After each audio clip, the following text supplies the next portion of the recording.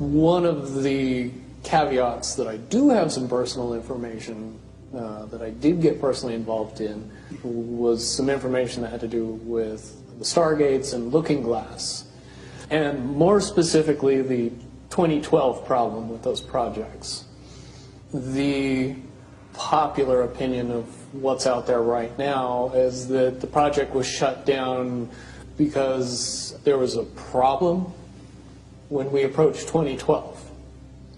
I've heard it described a number of ways, but to my knowledge, the problem is that the timelines converge on that point in time.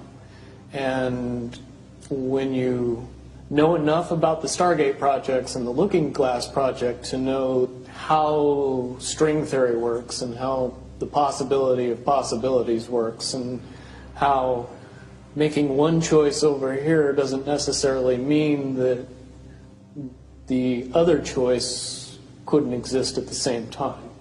But once you get your brain wrapped around this subject, you find out that at the end of 2012, in an easy way to put it, the choices that we make become less and less consequential to the future.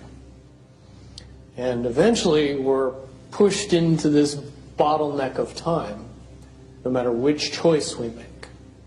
And that's important to the people that had access to Looking Glass because they would use Looking Glass knowing the choices that they would make and the future would pop up. The big mistake was coming up with the possibility of future. And when we started using a computer to say, well, if we make this choice, it's 79% possible that this scenario happens, and 23% are possible, or whatever, using round numbers, that this scenario would happen. The understanding at the time was that was realistic. However, if you go down the road further and free will continues to exercise itself on this game, that 79% possibility sometimes changes very, very fast. But if you look at the situation in a point of time, it seems very realistic that that's the greatest possibility. What happened was people, very smart people, began to figure out that something big was coming up. Something that made it so all the possibilities of all the future scenarios of any choice, any possibility that was fed in and observed through the Looking Glass inherently ended up in the same future. And no decision, no possibility changed past a certain point. That's the big secret. All possible timelines lead to the same basic set of history in the future. That is what sends everybody that has all of the information, that knows everything, into a blind panic. The people that know everything about Looking Glass, that have gotten all the reports and all the information, the elites of the world, probably figured out that that was the end of the game, and nothing could be manipulated beyond that point. When I was in the military, it would have been before '97 when I got in trouble. One of my particular areas that I was amazingly intuitive about is problem solving / mission planning, or more specifically, taking a bad mission and fixing it. Certainly knowing how string theory and possible futures works makes it so you can work your mind very quickly to see the reality of what's happening and decide what decisions need to be made to change it for a particular outcome.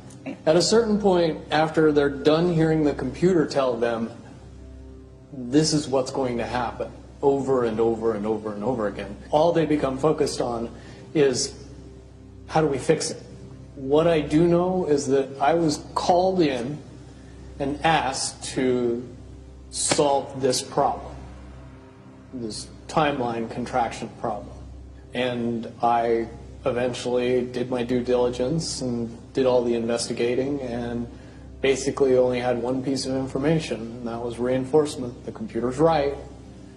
The timelines will contract down to some inevitable thing. There is an inevitable event. It's been forecast, it's been predicted, it's been fed to us in a slop trough of what they want us to believe will happen. They don't actually have control over what happens. They only have control over the reaction, and it seems that no matter what they try to do to cause their desired reaction, it's going to have an opposite effect. Much, much easier for me to explain today what that process is as opposed to back then. If I had to give it a name, I would say it's the awakening process. It's an evolution of consciousness that cannot, will not, and no matter what decisions or possibilities are injected into the equation, eventually it all resolves down to us all learning the truth and becoming aware of this massive dam of lies that has been built that keep us from knowing massive volume of information that we should otherwise possess. Essentially what happened with Looking Glass, not only did they not want people to use it anymore because they knew it was just going to burp out the same thing, but at the same time they didn't want anybody else to know what it was saying, I'm sure. Because that information was of a monumental concern when I was in the military about how to prevent this inevitability. Now, at first I thought it was end of the world. Now I see end of the world as end of their world.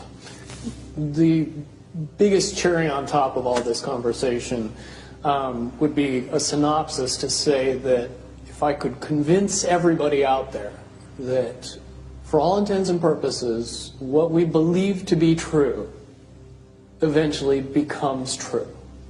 If somebody convinces us that a major disaster is going to happen in the very near future, a major disaster happens in the very near future. If we don't buy into that fear and accept that there's really nothing that we know is going to happen, and accept of whatever happens, that makes the convergence of the timelines happen as naturally as possible.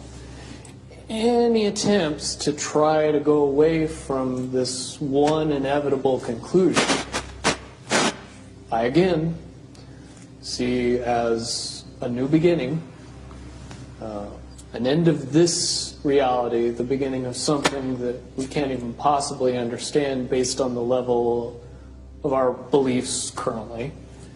But when all that information comes flooding out, there's going to be no denying what's true and what's a lie or what's illusion. Basically what we're experiencing right now is two master chess players sitting at the board. And one of them looks down at the board and sees that he's in checkmate in 7 moves. And he looks across at his opponent and he knows that his opponent sees it too. So there's no getting out of it. So at this point, the loser can only prolong the game. Both players know the game is over. It's only a matter of time before he does this, and then you're forced to do this, and then he's forced to do this, and eventually checkmate. We, as a race, if we could understand that the game is over, that based on the rules of the game, the bad guys have already lost, the good guys have already won. Yes, there's moves left on the table, but those moves are being forced by the player that is going to win. The only way that checkmate can't happen is if the player that's winning makes a mistake. But from all of the information that I've gathered, all of the information that's been given, all of the information that's been vetted to me, it seems pretty obvious that the good guy player on the side of the chessboard knows exactly what has to be done to win the game. And so at this point, any mistake would be all but impossible. But again, you really have to understand the game to know that the guy that's losing is lost. And I'm sure most people sitting watching a chess match between two advanced chess players know the game's over long after the two players know it's over, because they can't see the board and see that there's only 7 moves left.